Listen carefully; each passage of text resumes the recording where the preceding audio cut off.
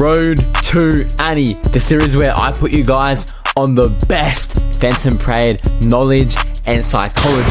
Let's go. Alright guys, welcome to Road to ANNI, the series where I put you guys on the most essential and needed info for the Phantom Parade first anniversary, right? So obviously it's like a month away. I want to do these videos probably once every 2 to 3 days.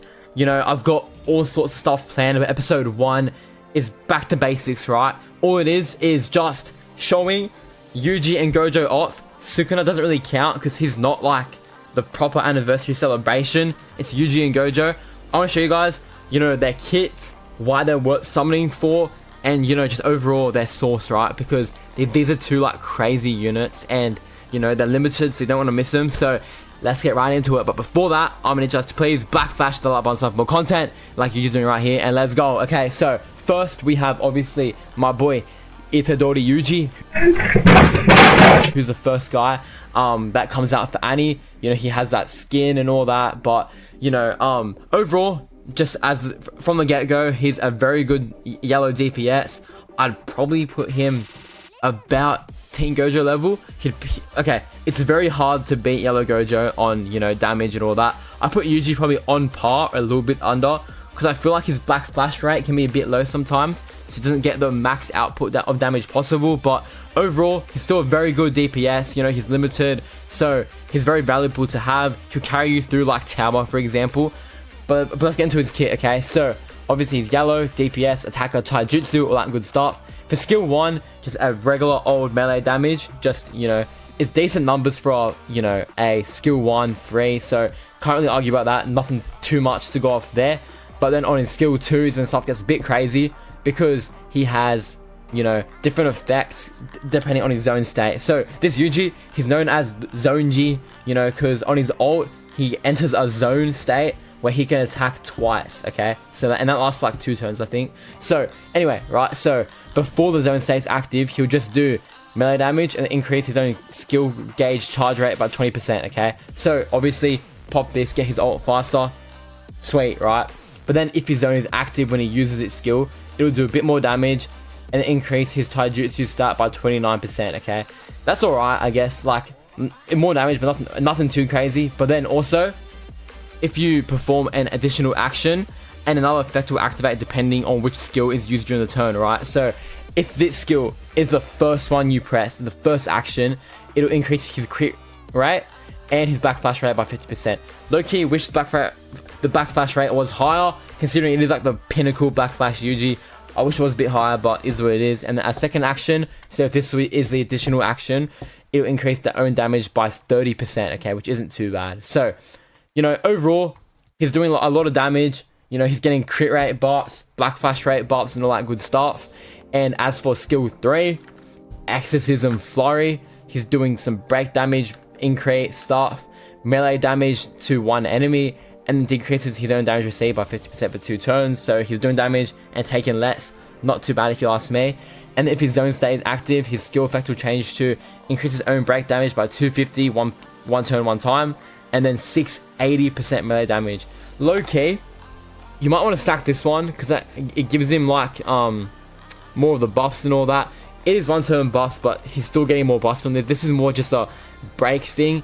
Low key, skill 2 might be a little bit better in my opinion. Please correct me if I'm wrong, but that's what I think. Still alright, this one though. He's still getting, you know, break damage. He's hitting higher numbers, so that's one thing. And then as for his ult, okay, very simple. Just a lot of damage, 2 turns of zone, and guaranteed to perform black flash. Alright, so from the get-go, Yuji has so much to offer. Obviously, he's got big damage.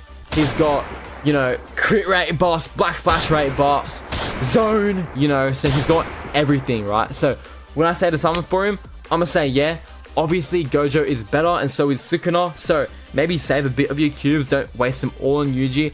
I personally will probably go like half, something like that. I'm not entirely sure yet, but I want both. That's the main thing. I want both, right?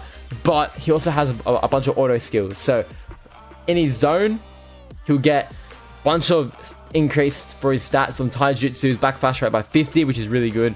And then he'll also get curse energy consumption efficiency, so his skills will cost less. He'll get recovers own curse energy, but he can't ult during zone, okay? And then also, he'll get the additional action, which is what I explained above. When you use those certain skills, different effects arise, right? So overall, you know, you're gonna want to stick with the like melee damage buffs and all that good stuff. And okay, let's see what this guy thinks. Yup. I don't know about that, bro. Yuji's cool. He's limited. I'm gonna say still summon. Like, obviously he's not Gojo level. He's not Sukuna level. But especially if you don't have Team Gojo, this dude is gonna be carrying your yellow team for years, man, until you get Gojo. And then even then, you can run them both together, and you know you're gonna be eating good. So overall, the consensus is to summon. I think. Don't waste all your cubes though. Save them for the GOAT, my glorious king. First of all, he's got urgent business. That's 9 turns, not 7 turns. Yes, you heard me right.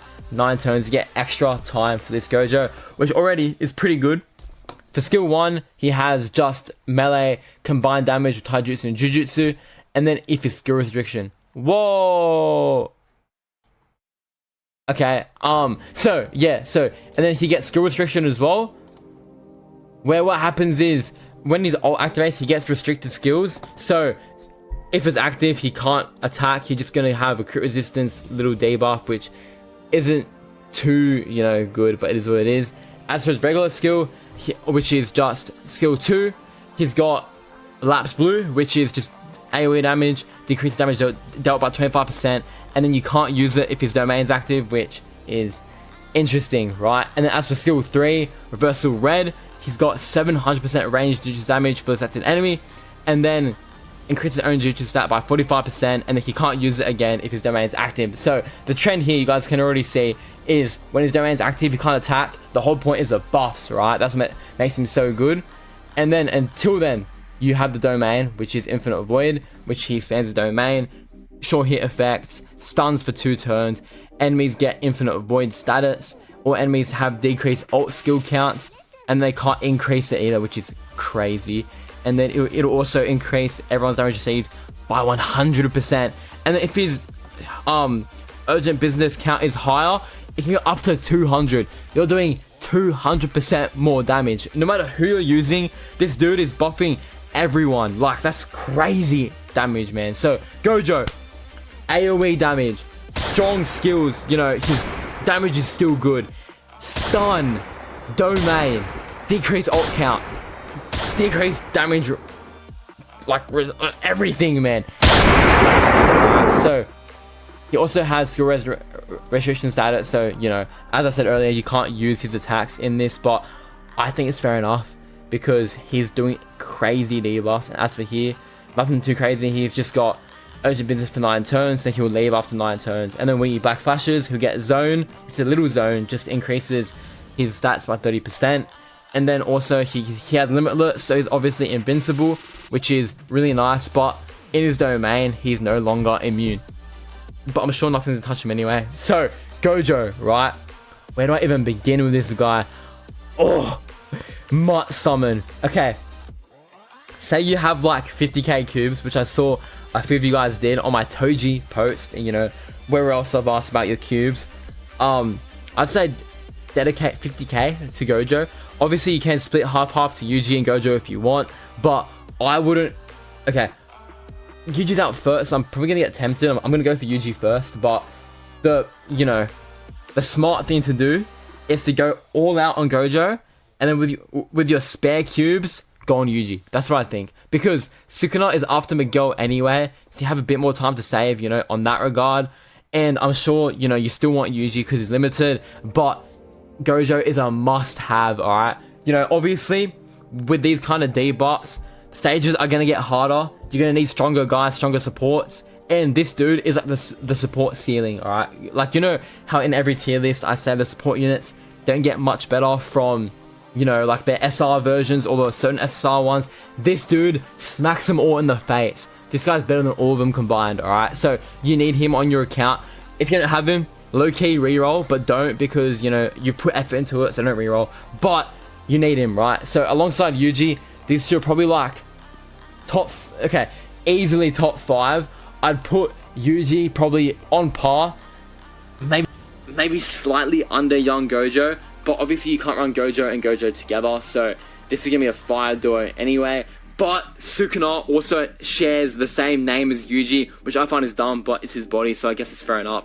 You can't run Yuji, Sukuna, Gojo. It's gonna be Sukuna and Gojo, or Yuji and Gojo. Alright, so keep that in mind when something for Yuji. He does get kind of replaced a little bit, but types, you know, matter and all that. So don't need to worry too much about that. But that is it for episode 1 of Road to Annie. Pretty simple stuff today, just going over the units. Tomorrow's Road to Annie. Woo! You guys don't want to miss it, alright? Well, next time I upload the Road to Annie, you guys don't want to miss it. So that is all for today's video. If you guys enjoyed, be sure to backflash the like button for more content. Let's hit 500 subs by the end of the month. That'll be fantastic. I'll see you guys later. I want 1K by the end of the year, by the way, please. But anyway, I'll see you guys later. Peace.